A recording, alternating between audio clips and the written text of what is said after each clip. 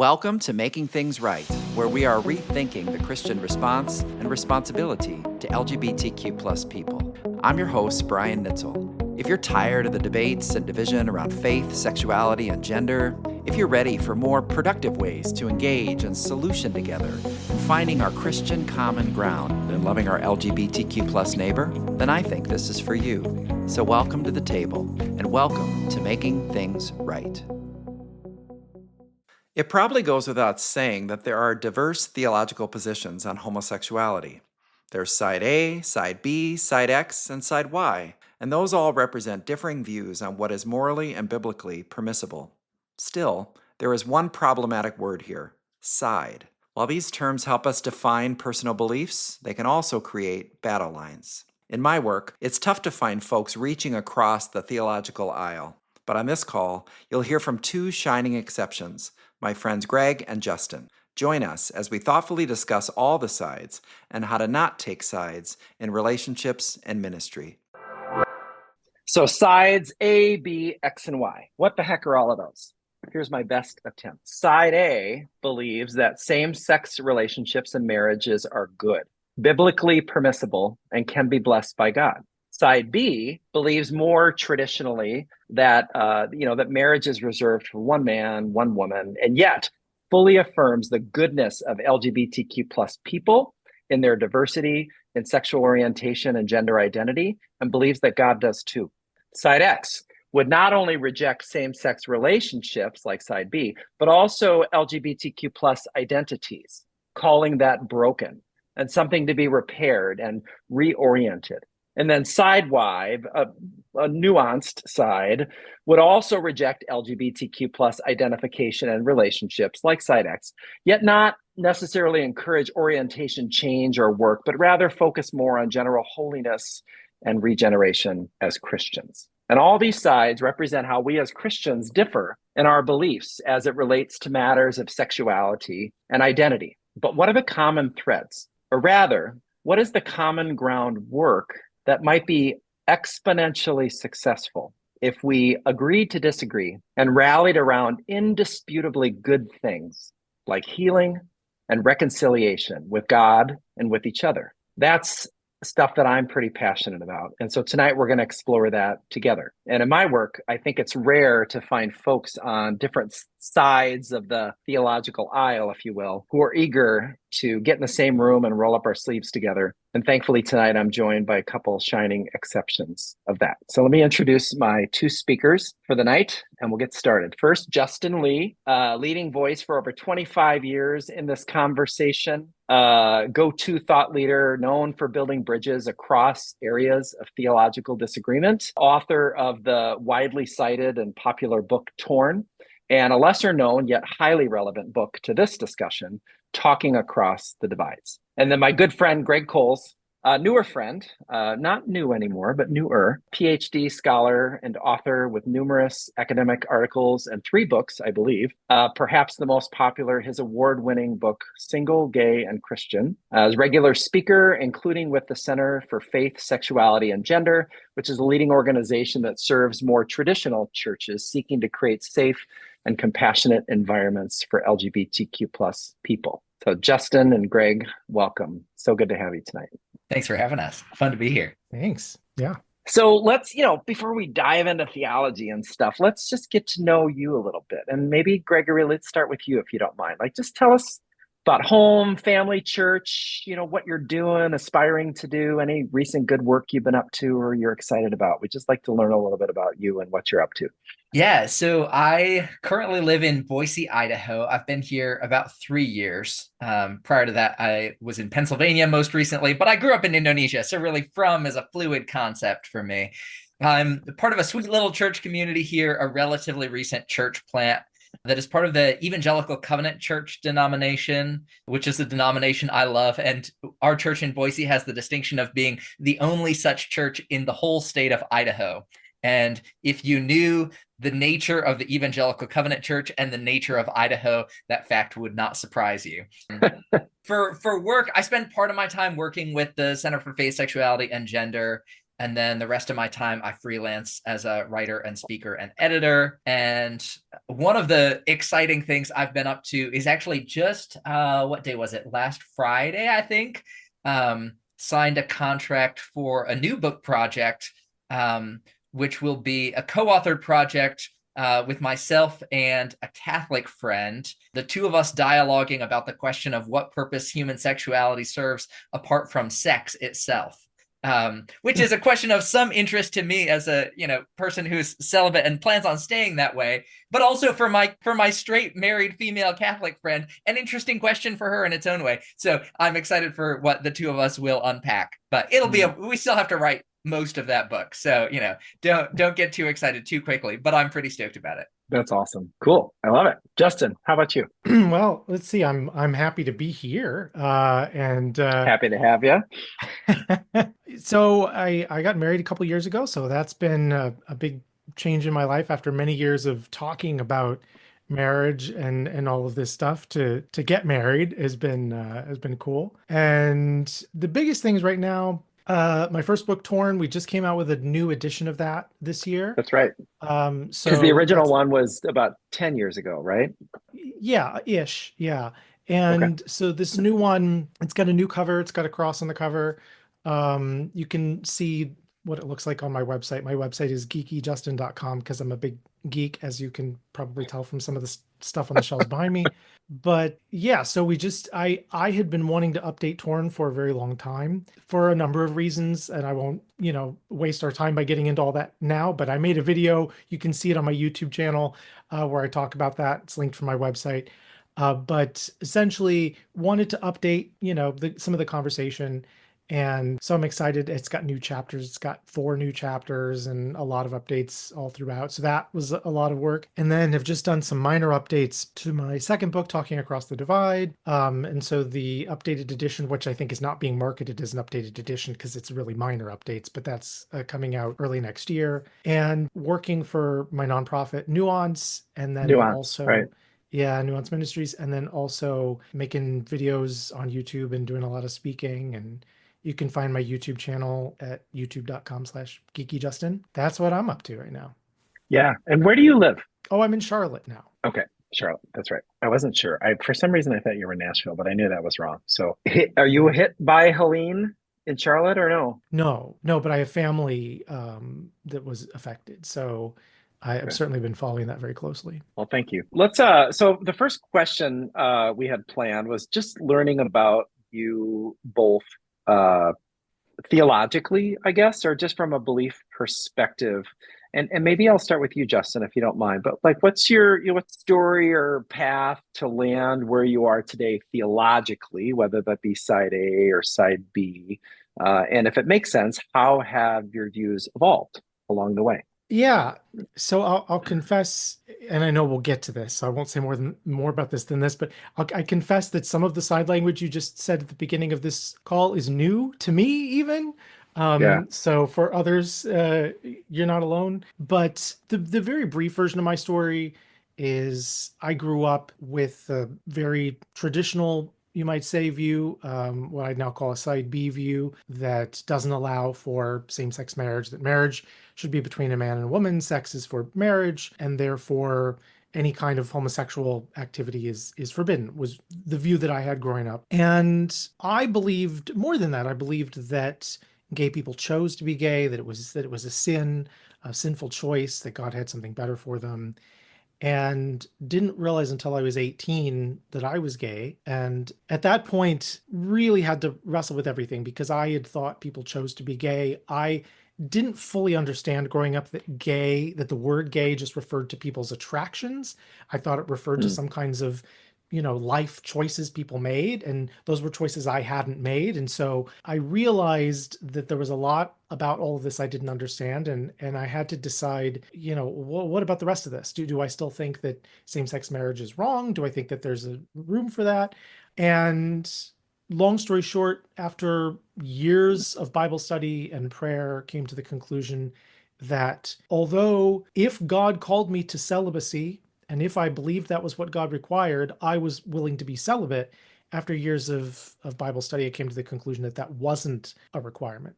And that put me, of course, on the other side of this from most of the people I knew, because my whole Yeah. world was a conservative evangelical world. So I met in those early years a lot of other gay Christians who were in the, in a similar boat. Folks who, some of them had come to the conclusion that God blessed same-sex marriage. Some of them had come to the conclusion that Greg has, that's not what God desires, that God calls gay people to celibacy. But all of us had experienced a lot of hurt and a lot of pain in our journeys from Christians who didn't understand what we were going through. And Mhm. so uh, we got together, and I started an online community that I ran for a number of years, and have basically ever since been out there working to try and change the way that Christians approach this. But critically, this is the last thing I'll say about this. For me, the goal has never been change people's theological view on marriage. Obviously, I want people to agree with me because I think I'm right, but I don't feel like my calling is to go out and change everybody's mind on a particular point of doctrine. What to me looks like success in my work is if we have empathy for each other, and if we can treat each other with love and compassion and listen to each other and support each other, even in cases when we disagree. If we can do that, then I trust the Holy Spirit with the rest. I love that. And timeline of when it probably wasn't like a exact particular time, but what was around the time when you had turned the corner and would thought of yourself more as side A, if you would, rather than side B? Was that 10 years ago, 20 years ago? Um, Golly, now you're making me do math. Because it sounded like a while ago. Yeah. It, Yeah. it, it would be, it was more than 20, more than Yeah. 20 years ago. So that Um, was long before that was at all in fashion, right? yeah, In the Christian yeah. circles, or no? Well, yeah, no, that's true. But I mean, I think the reality is, in all of our theological conversations, we're standing on the shoulders of those who came before us, and there are others who stand on our shoulders, and this is part of why we have tradition. This is part of why Christian community is important. So, there were folks having this conversation before I was born, but I think part of why I kind of ended up in the position that I did is I sort of came along at the right time, and I was wrestling with this in the early days of the internet at a time when a lot of people were going online looking for answers, and there just wasn't that much because the internet was fairly new for most of us. So Sure. that was the time frame for me. Yeah, no, that makes sense. And I know that we're going to get to it in a little bit, but that you were kind of instrumental in sort of originating the sides A and side B. So we'll talk about that in a bit. Greg, if I would, like, same question to you, like what was your journey that kind of brought you to what your beliefs and theologies are today for yourself, for others, whatever, and have those evolved over time? Yeah, so I grew up in a Christian community that was, in many ways, it sounds like similar to Justin's. I Yeah. think not just with a conviction that marriage was between male and female, but also with the conviction that if you happen to be gay, you just needed to figure out what went wrong in your upbringing and blame your Yes. Yeah. father for being distant and blame your mother for being overbearing and, go to a lot of therapy and love Jesus enough. And then you too could be fruitful and multiply. And so I think I spent like middle school and high school and college being really dubious of the etiological narratives for what was supposed to have made me gay, but being like, well, if I just pray and love Jesus enough and that makes me straight, I guess that was already on the agenda. So we can go for it and see what happens. And so I did spend a good chunk of my life sort of trying to measure the state of my spiritual growth on the basis of how straight I felt at any given time, which was not advisable. Yep. Yep. And the crisis point for me really came the year after I finished undergrad, when through a variety of avenues, it became increasingly clear to me that I was in fact not becoming straighter, and that really launched a pretty significant faith crisis for me, because I started to wonder, well, if that part of what I had gained from my Christian community was false, what else of the rest of it might have been false?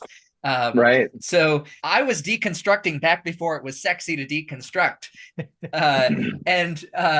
Yeah, so as I started trying to like piece back together my faith, when I came back to the question of like, okay, if I start with the person of Jesus and sort of work from there, like how do I make sense of these things theologically? I really spent probably a good maybe 2 years doing that sort of narrative journey. And actually, it's funny talking about this with Justin sitting here on the other Zoom square, because Torn was one of the more significant books I read in that journey. So Yep. thanks for that, Yeah. Justin. Me It's too. a good one. Recommended to all of you. So yeah, at the end of that process, I came to the somewhat begrudging conclusion that I couldn't find space within my own reading of scripture as it struck my conviction and so forth, space to pursue a same-sex marriage. And so I was like, well, I'm like a solid Kinsey 6. So I guess I'm just gonna be celibate then. And kind of the deal I made with God at that point, I was like, I think I'm willing to like give the celibacy thing a shot as long as you don't make me tell anyone. So my dream was that I would die and no one would realize that I was gay, which obviously has worked out very well for me at this point in my life. Greg, not to interrupt, but do you want to clarify for folks who aren't familiar what a Kinsey 6 is? Oh, I would be delighted. Me included.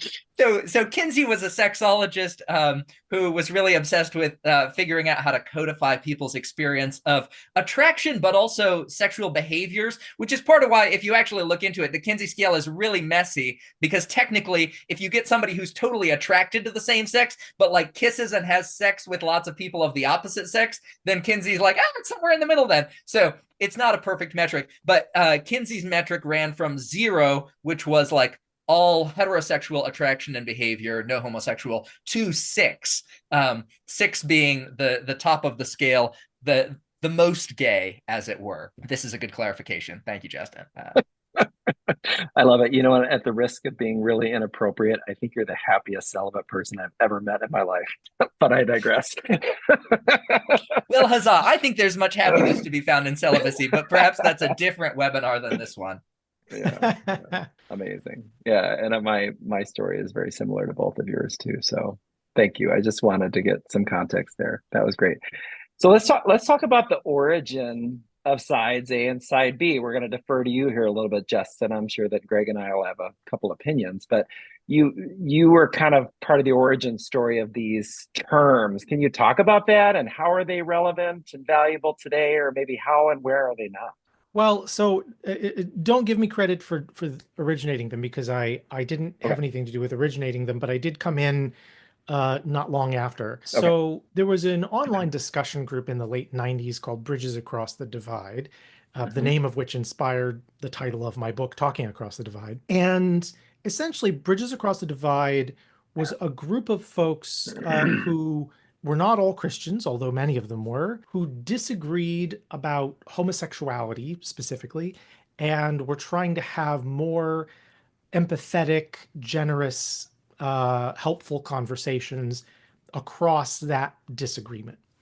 And the initial conversation was happening between one person on each side. It was a mom, we would call her now an affirming mom of a lesbian daughter, who was fully affirming of her daughter's same-sex relationship, and an ex-gay leader who did not support consummated same-sex relationships. And they were trying to talk about, all the ways they disagreed. And as the group having this conversation grew, they were really struggling to find a good way to identify these two positions. Today, a lot of people might call them affirming and non-affirming, but that's still, non-affirming sounds kind of negative. And they were trying to find something that didn't sound negative on either side, that didn't sound political, liberal and conservative didn't sound right. They didn't want to say pro-gay and anti-gay. That sounded wrong. And no term they could come up with felt neutral. And so finally they said, what if we just call them A and B? And we just, and so the position that many people would now call an affirming position, they just called side A, and the non-affirming position they called side B. And critically, the only difference between these two sides was, what is your view of the morality of same-sex sex, essentially? Just that, right? Just that. Yeah. So if you don't approve of same-sex sex, then you're side B. Whether you support ex-gay movements, don't support ex-gay movements, believe in celibacy, believe God's going to change orientation, whatever, all of that is side B. And if you did believe that there's at least some context in which sexual behavior between two people of the same sex could be acceptable, whether that was because you believed sex is okay, or whether that's because you believed it's okay within marriage and, whatever. All of that was side A. So they were very broad terms. And Sure. within the context of that community, this was helpful to just have that shorthand of A and B. But what started to Yeah. happen was a lot of people who were in this group started using that terminology in other groups that they were part of. And then people started using the terminology to mean different things. And so, for instance, in a group of gay Christians that I was part of, people started talking about side B in terms of celibacy because they were all gay Christians. So there were no ex-gay folks there. So side B within that group was celibacy. And so then a lot of people more broadly started talking about side B as celibacy. And then people started talking about side X as those who supported the ex-gay movement. And side Y Mhm. is a new one on me. But Right, right. I will say my position is at this point, I was part of Bridges Across for many years. My feeling at this point is it may be time to retire the sides because Mm. I'm worried that the terminology is now a hindrance to understanding each other because the terms mean different things to different people rather than what it was originally intended to be, which was a help. So with people that I know we share an agreement on what the terms mean, I'll still use them sometimes, but I'm trying to more and more get away from them because, Mm. it's sort of like when someone starts using the abbreviations or terms that are Right, common to their industry and you're not part of their industry and they think you know what they're talking about and you've got no clue. I'm afraid right. we do that to people too often when we start saying A, B, X, Y, C, D, E, F, it's a bit much, as my view. Interesting. Yeah, that's interesting. Any thoughts on that, Greg? Time to retire the sides? I don't know. What do you think about all of that? I mean, I uh one of the fun things about studying the history of words at times is seeing just how little control individual people have over what happens to language, right? So like it's interesting hearing Justin tell the story and like feeling your pain so much of like, oh, these words have gone in places that like when you helped popularize them you did not intend. um I'm I'm so ambivalent about them. Like there are times when I find them useful and I also share a lot of Justin's frustrations. And honestly, like I share one of the things that's weird about the ways the terms have proliferated to me, like the way B sort of expanded from what was originally B into like the sub parsing of B and X and Y.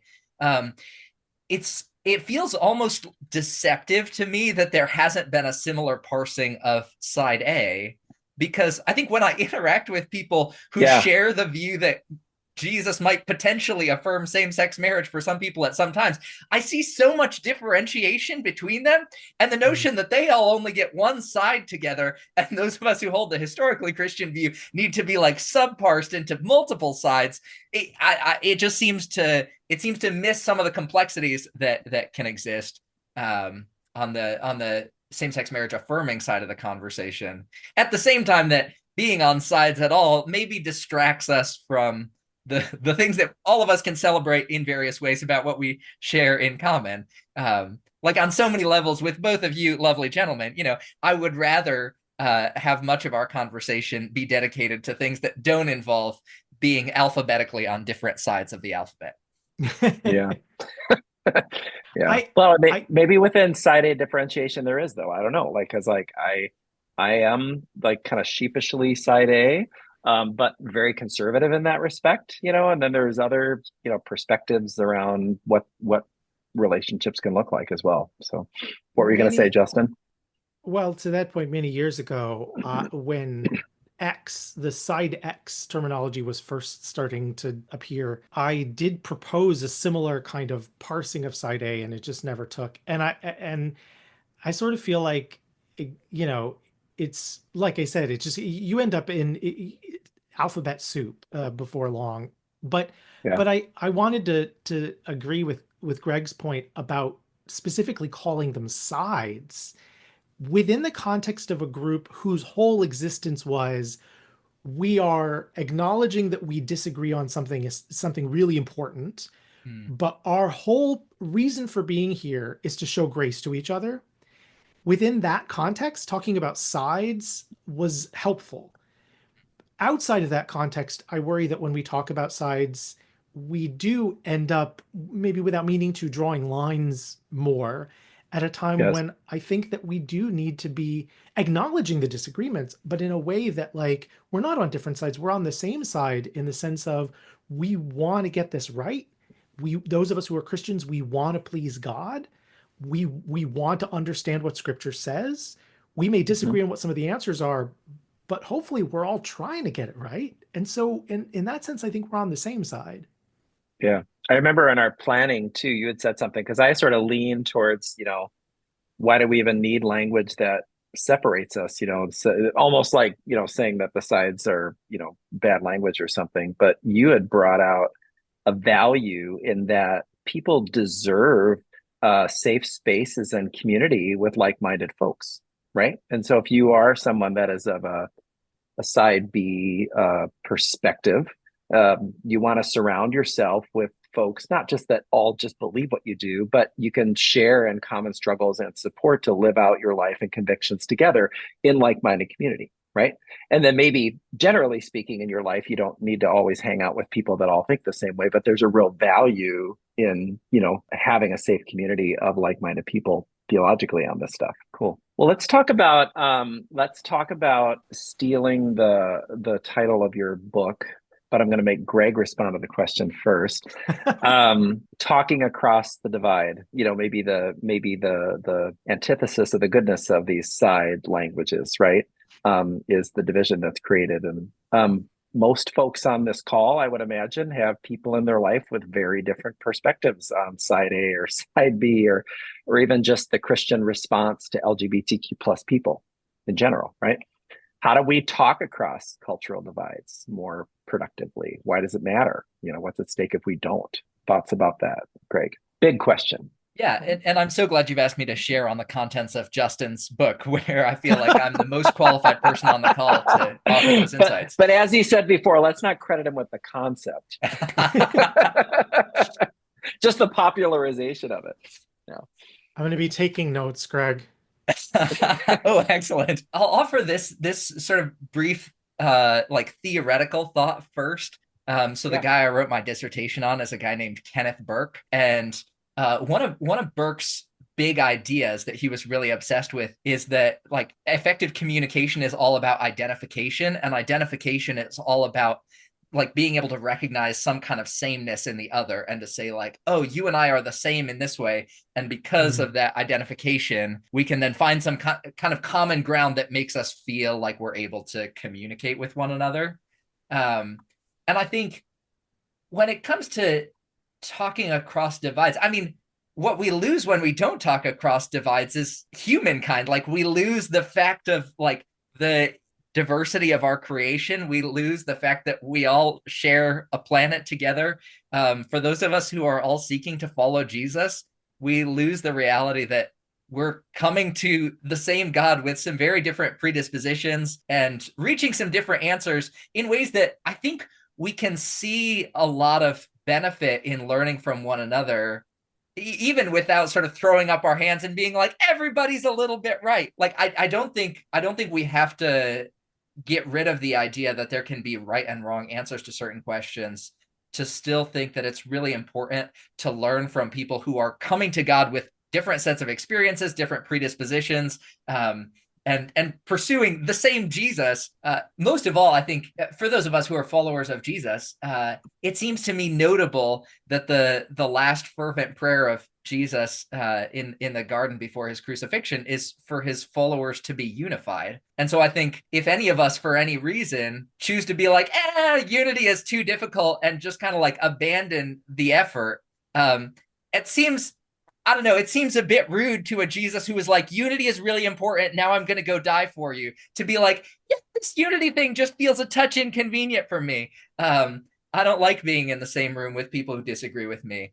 And so I think to the degree that in healthy and thoughtful and intellectually honest ways, we can get in the same room and have a conversation, and most of all, like, seek to identify, right, to find things that we can say, oh, you and I share this in common, and because we share it in common, we can have fruitful communication on the subject. Yep. I don't see a way that we can act like followers of Jesus without it. Yeah. No, I love that. And just the posture of being curious, and Yeah. respectful of differences, as well as curious about what we have in common.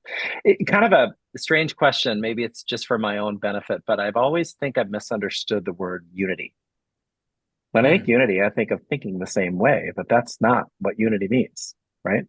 What does unity mean? Oh, this was an opportunity Yeah. for a definite. Oh, well, Yeah. I mean, you're like a scholar in like English, man. Like I'm sorry to, but like unity means like well, unity unity amidst comes to us from the disagreement. Latin.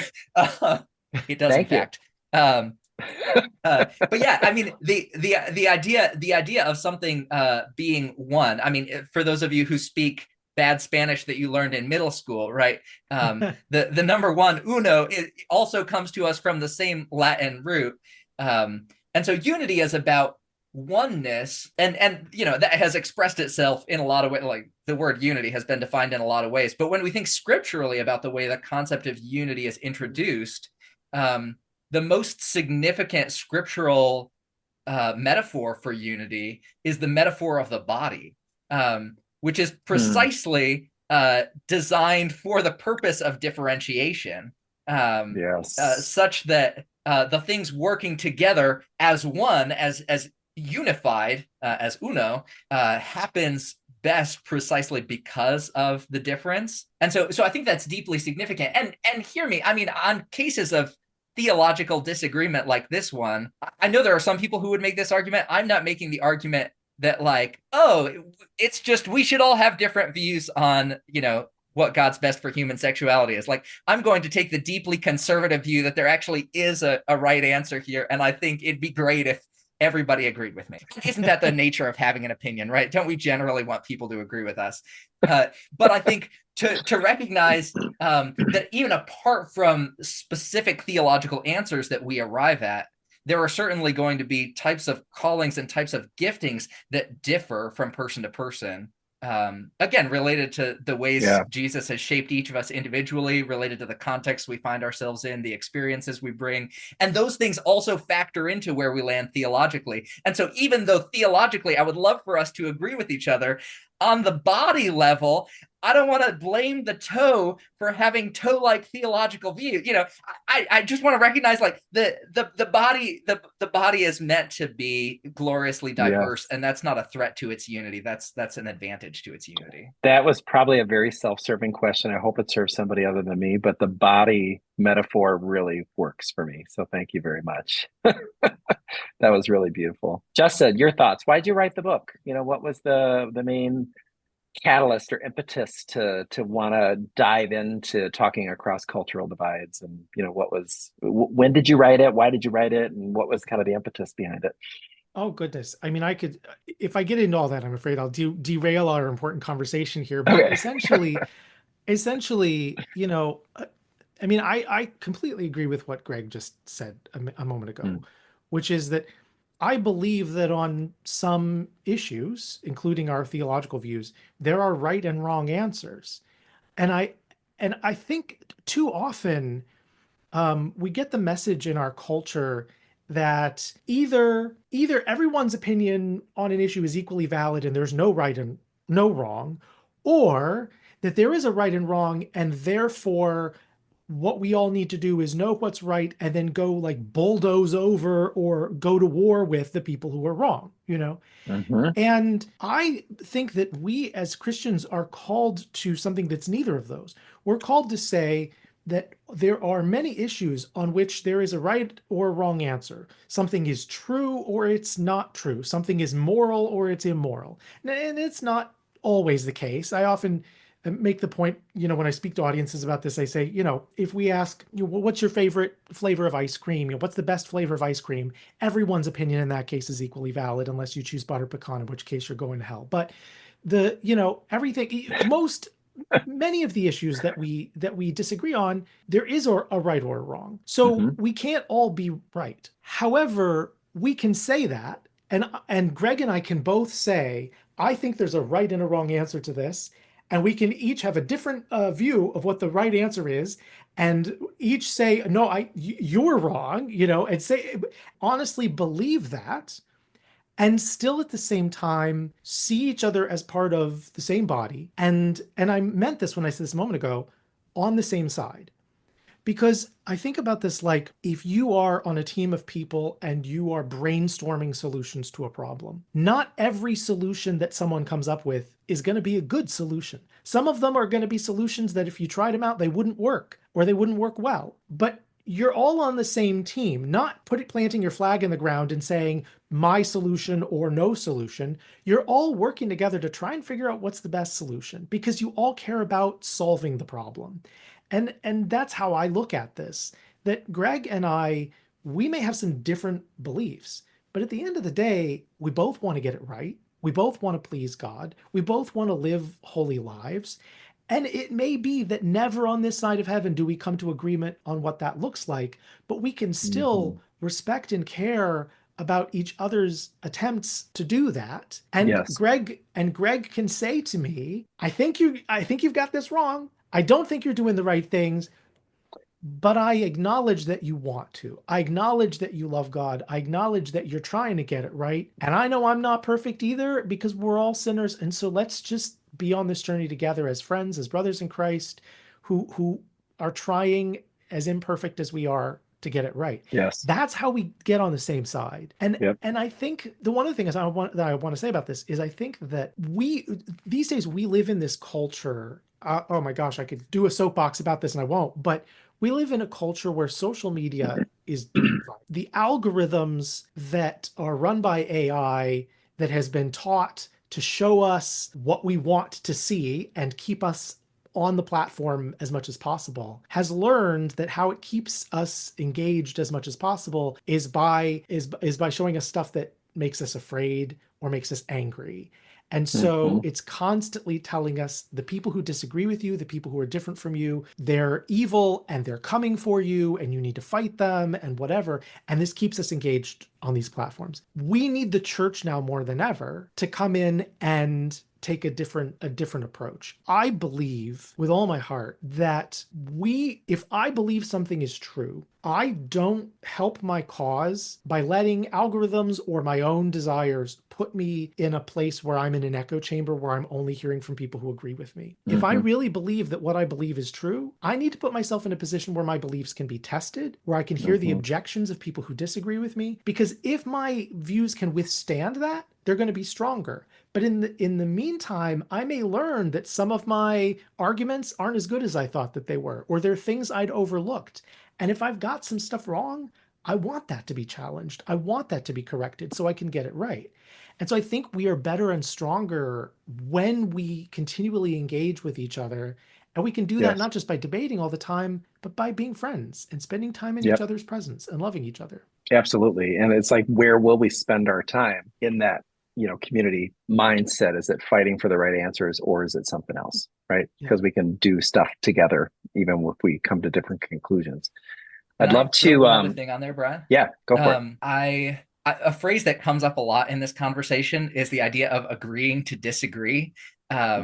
And I just want to name that. I think it's a bit of a specious phrase. Like, I think it tricks us a bit because it puts us into the mindset that suggests that we have some power to decide whether or not other people have permission to agree with us or to disagree with us, right? Like, I have to agree, like, okay, Justin, you're allowed to disagree with me. When the reality is, like, Justin never asked my permission. Like, Justin doesn't want my permission to disagree. And so the question we get to answer is somebody else allowed to disagree with me? The question is, what do I do when people already do disagree with me and they say they're seeking to follow Jesus and I'm seeking to follow Jesus? What do I do about it? It's not like, do I decide that this is okay? Maybe if we put ourselves in the mindset of trying to figure out which ones are okay and which ones are not, we'll distract ourselves from the actual mission, which is in figuring out what it looks like to keep seeking Jesus for ourselves and keep nudging other people in the direction of Jesus, when invariably we will have different visions about what that looks like at times. Yeah, that's great. Love it. I'd be remiss if we got out of this call without featuring, we were planning, what can it look like for folks with different theologies to do teamwork? Maybe it just looks as simple as getting on this call and that we actually like each other. I don't know. But I have a friend of mine on the call who I actually texted this morning, said, would you be willing to let us take you off mute and talk about something. So let me set it up. Kelly, if you could go find Bill for me and let me set it up a little bit. I think I'm I was here. gonna, hey, good. I was gonna talk about the Unconditional Conference that Jess and I were a part of, but you can go read the headlines on that one. But 1 month after that crazy mega church, fiasco that was glorious, 1 month later, out in California, there was a fishbowl dialogue where there was a panel of side A and side B Christians modeling respect, discussing shared convictions about what it means to be a Christian, what it means to care for the LGBTQ plus community, and and it was hosted by a conservative church and a progressive church, and a bunch of people showed up, and it was just such a and probably in the follow-up email, if you don't mind, Bill, I'll send along the blog that tells the story. But I just thought it was just such a beautiful model of what it looks like to do this type of work together with different perspectives. So could you tell us a little bit about that? Yeah, a couple of groups that I'm a part of put this on, and honestly, it was a ton of fun. I mean, so there were 6 panelists, 3 more conservative, 3 more progressive. But I mean, the truth is there are a couple kind of who, like, one's like I don't have a side, Mm-hmm. and just some really good folks were involved. And what was interesting, people showed up, and I had a couple of people saying, "Man, this is going to be a great cat fight."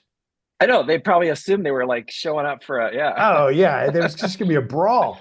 And what Yeah. happened was, people were so confused because they're looking at their little pamphlet with a brief bio of each person. And so this guy Barack, he starts sharing, and he's, gay, affirming, and he's married to a woman. And everyone's like, hold on, I thought he was on my team. And then he says all these, and he's an affirming guy, and he's like super affirming. And he's kind of going to bat this one guy who's a celibate, this Latino guy who kind of from a conservative church background, sharing, yeah, this was a real challenge. And Brock's like, oh man, that's so hard. How can we support you?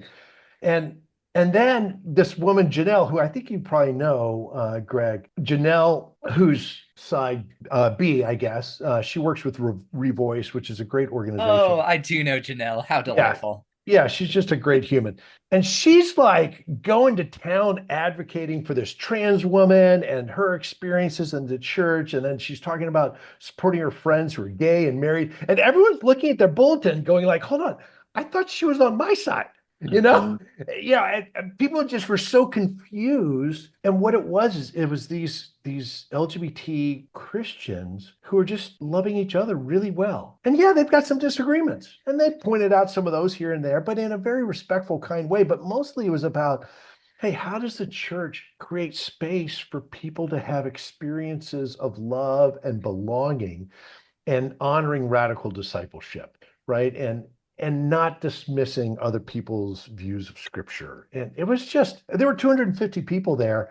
It was so fun. Some of the more conservative people were angry because they're like, why didn't we push our, the definition of marriage between a man and a woman? And some of the more aggressive, affirming people were a little angry. Like, well, why did you give so much time for the conservatives to say?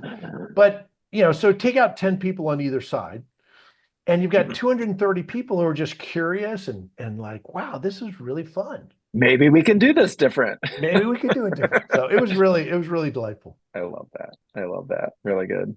Yeah, if you want me to say something else, I can. But I mean, that was no. That's all there is. It was just great. It's good. Great. It just seemed like such a simple example. Yep. I love that. Hey, Kelly, do you have an especially good question out of the chat here?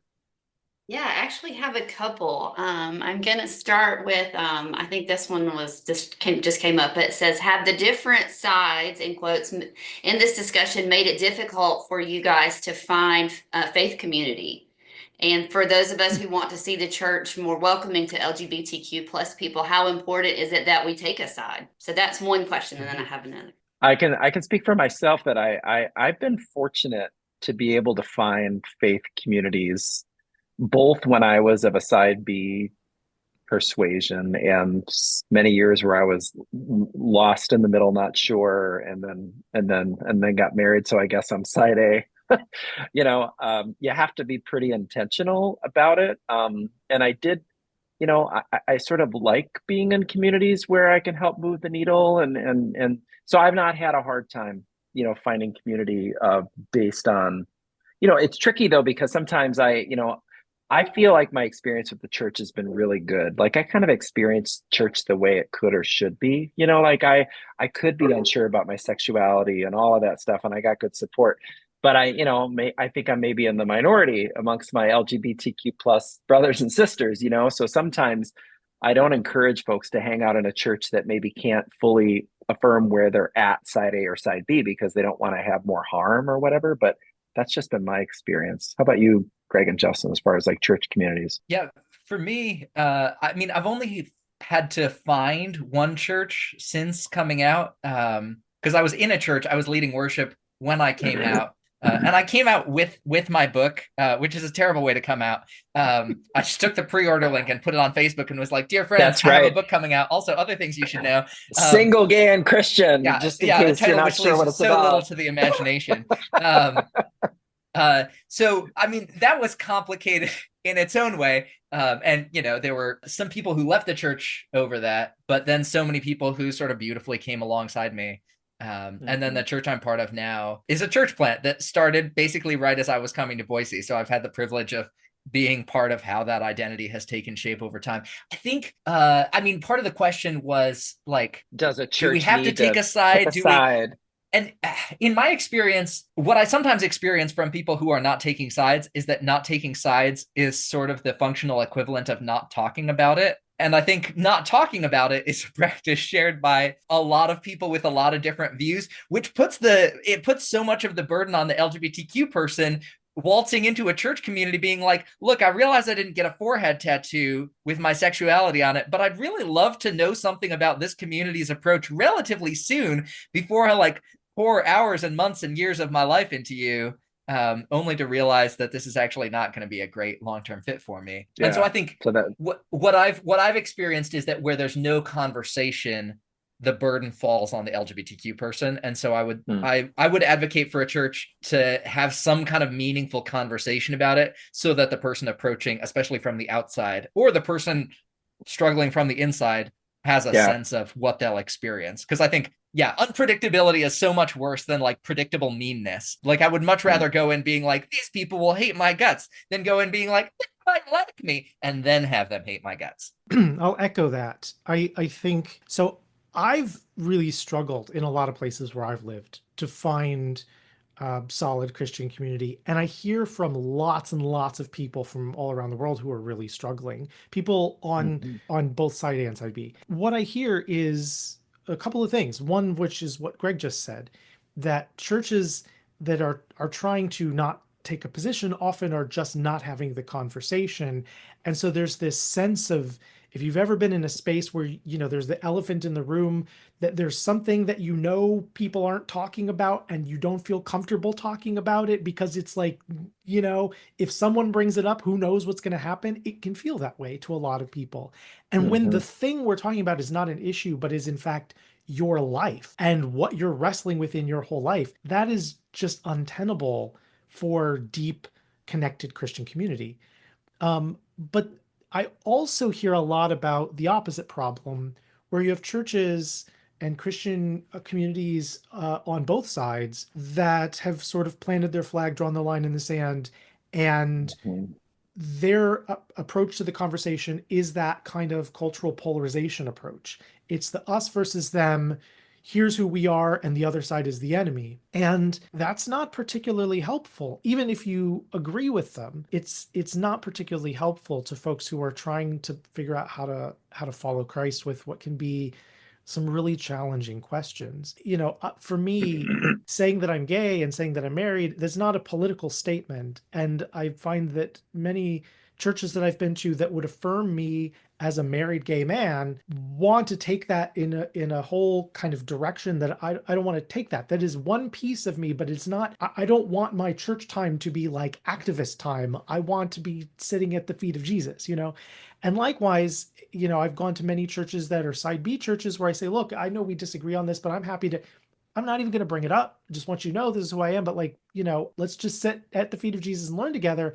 But where it's constantly people wanting to sit down and say, we need to talk about, or sermons about the evils of homosexuality and the evils of the LGBTQ community and all this stuff. None of that's Mm-hmm. helpful. So I think we Mm-hmm. really need more Christian spaces where people have the freedom to be on a journey, and where what we care about is something that was mentioned just a minute ago, caring for each other. I can be on the other side of this from somebody and still be focused on what's going on in their life and how can I care for them and how can we as a community care for them. That's what Jesus did. Yep, love it. So good. Kelly, you got another one for us? I do. This is another two-parter. It says, how do we champion unity over uniformity when it comes to this issue in the church? And how does that play out practically? I'll just continue with what I was just saying. Like I think if we care for each other, I always encourage people on any difficult issue, and this is a great one, to listen and share stories with each other. So often what we do when we know there's a disagreement is we focus on preaching. We focus on making sure we know what the right position is and then figuring out what arguments we need to make to convince the other person. And I don't think that's particularly helpful on any issue, and especially not in a Christian context. So what I encourage people to do instead is spend more time listening to each other and hearing their stories. My view is if even Jesus took the time to sit down with people and hear their stories that he probably already knew, then surely we should. And when we hear people's stories, we come to appreciate, in spite of the disagreements we may have, all of the experiences and concerns in their life that have led them to their position. And we can honor those even if we disagree with the position. When I think about the difference between unity and uniformity, I'm reminded of an image and a concept that comes up in missiology circles. So like the study of how missions work is done. Which is the idea of a centered set and a bounded set. And a centered set is people all pointed inward toward a thing that is defined by what is in the center. And a bounded set is a community defined by having drawn a line and said, everybody who's on this side of the line is with us, and everybody who's on this side of the line is with them. And so I think when I think of uniformity, I think of trying to get people inside the line, right? Trying to draw the line and say like, okay, we need to be so focused on where the line is and who's in and who's out.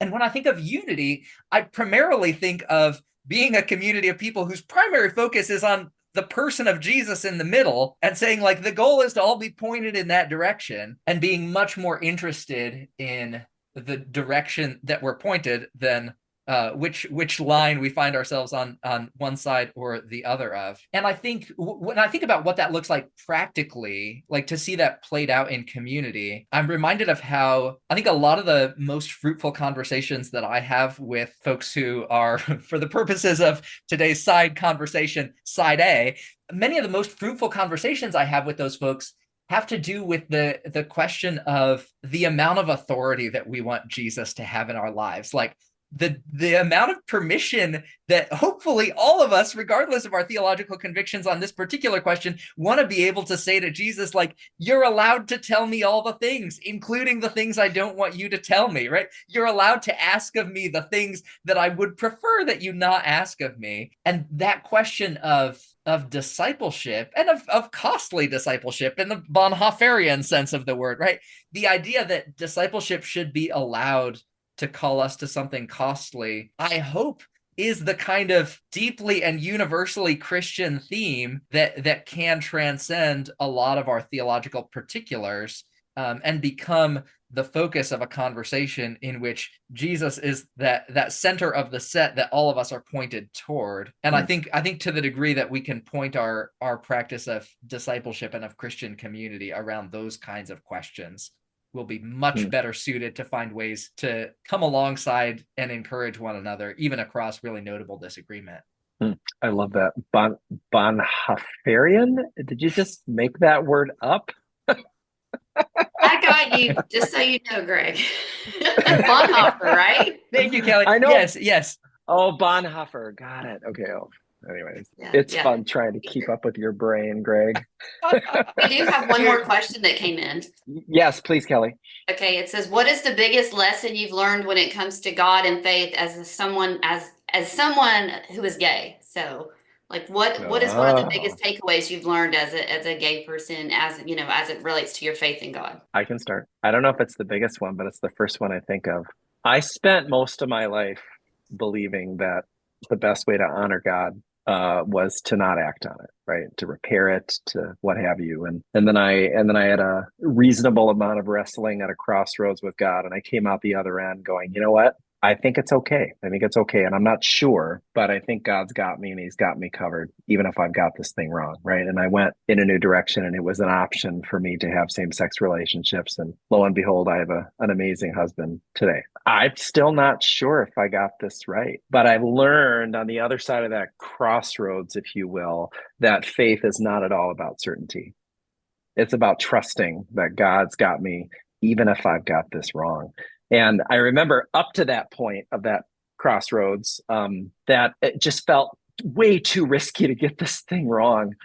And now what I've learned about God, I've kind of taken a risk on something that I wasn't sure about, but basically made a decision that it wasn't a sustainable, healthy life for me anymore, that God's got me. And so that's the biggest thing I've learned, is that God's sufficiency of his grace is more sure than it ever was before. That's my best one. I think for me, one of the key things I've learned is the depth of my belovedness, and not just mine, the belovedness of humankind broadly, and also like us as human individuals, how deeply, how vastly, how fully we are beloved. And I think sometimes I say that and people are like, well, but if you really thought you were beloved, Coles, then you would truly love that gay part of you, and then you'd be free to... And honestly, I mean, that gets us into, we don't have time. The evening is late. But I think actually for me, it's actually been so much in singleness and in celibacy that I've come to see that the things that make celibacy not just livable but beautiful also have so much to do with the recognition of our belovedness. That's why it can be good and beautiful to live a life that's ordered around having fallen in love with a 2,000-year-old Jewish dude, precisely because he is the sort of lover who is so perfectly gifted to love us well. Yeah, I love that. The first thing that came to my mind was somewhat similar to yours, Brian, but a little different. This is going to sound like it's a plug for the new edition of my book, and I promise I don't mean it that way. It's okay. But it is the subject. It is the subject of one of the new chapters in the new edition of Torn, and so that's probably why I've been thinking about it a lot. When I was growing up, I had this sense that the strongest Christians were the ones who were the most certain about everything. I wanted to grow up to be the kind of Christian who you could ask any moral question of, any spiritual, theological question of, and I would know right away the answer and could cite chapter and verse to prove it. Because I knew people I saw that way, and they seemed so certain. And in my mind, that certainty equated to wisdom. And that's the kind of Christian I wanted to be. When I realized I was gay, and then went on this long journey where, after growing up feeling like I was such a good Christian and, was surrounded by good Christians, where suddenly I was the outcast, and suddenly I was the one who was on the receiving end of preaching, and suddenly I went from being the golden boy to being the one that people didn't want their kids to hang out with. It was a really painful journey, but one of the many things it taught me was how much I didn't know, and how important it was to have the humility to admit that you don't know it all. And so I've kind of, at this stage of my life, now gone back to something that was on my fourth grade teacher's wall. He had this poster that said, "The more you know that you don't know."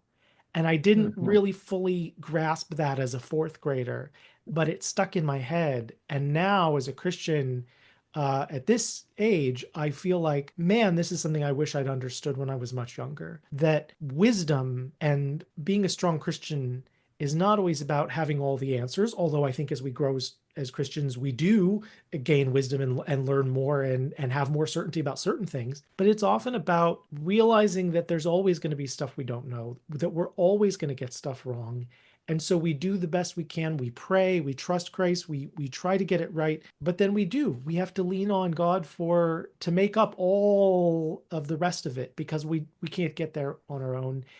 And that ought to affect how we respond to people we disagree with, and people who are in different places, and people who rub us the wrong way. That ought to change everything. That's good. What a great question and a couple answers to end on. Thank you guys so much. Our time has come. Thank you, Greg. Thank you, Justin. This was a glorious conversation. I hope it's served all of you. Thank you both again. Pleasure having you. Oh, it's been a delight. Thanks for hosting us, Brian. Thank you so much. Absolutely. And thank you, everybody else. Thanks for hanging in with us. Hope we served you well. Have a good night. Brian Nitzel is an author, speaker, and thought leader. To learn more, visit makingthingsright.org or follow him on Instagram @Brian Nitzel.